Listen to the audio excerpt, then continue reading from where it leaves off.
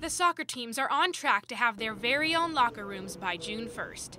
This two-story building, positioned on the southeast corner of the field, will house the girls' and boys' soccer teams. The project began in early March, on the opening day of March, and as you can see, it's developing along quite nicely. Construction only started this month, but plans for a locker room have been in the works for several years. The idea came from the OCU athletic director and a few influential soccer alum.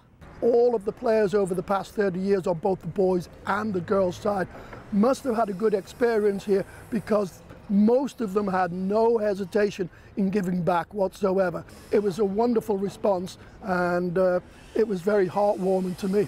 Not only will the current team members enjoy the locker rooms, but Coach Harvey thinks it will have an influence on incoming players. I mean, it's a big plus for recruiting. I mean, now when players come in, we can have their locker room, show them inside with their name up on the locker room and a shirt, just like they do at the big time schools. So yeah, I mean, everybody likes to feel important.